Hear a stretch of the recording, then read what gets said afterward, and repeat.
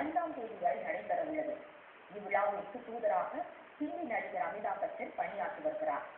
இந்த விருது வழங்கும் விழாவை கொழும்புவில் நடத்தக்கூடாது என்று தமிழர் அமைப்புகளும் அரசியல் கட்சிகளும் எதிர்ப்பு தெரிவித்து வரும் இந்நிலையில் தகவல் தொழில்நுட்ப நெறிஞர்களின் அமைப்பான ஸ்டேட் தமிழ் இயக்கம் இன்று சென்னையில் கண்டன ஆர்ப்பாட்டம் நடத்தியது.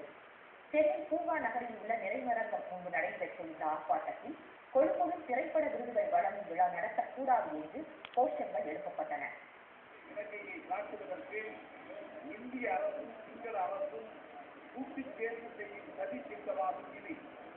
இந்திய பெரும் தொழில் முதலைகள் இதன் மூலம் இலங்கையில் முதலீடு செய்வதற்கு ஆதாயமடைவதற்கு திட்டமிட்டிருக்கிறார்கள்.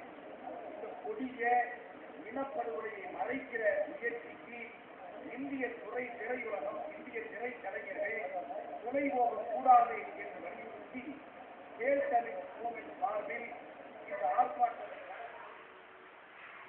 போராட்டத்தில் தோழர் யாகு, பேராசிரியர் அறிவரசன், விடுதலை ராஜேந்திரன், கவிஞர் தாமரை, ஜெகத்கஸ்கர், திரைப்பட இயக்குநர்கள் மணிவண்ணன், ராம், கௌதமன், வெற்றிமாறன் உள்ளிட்ட ஏராளமானோர் கலந்து கொண்டனர்.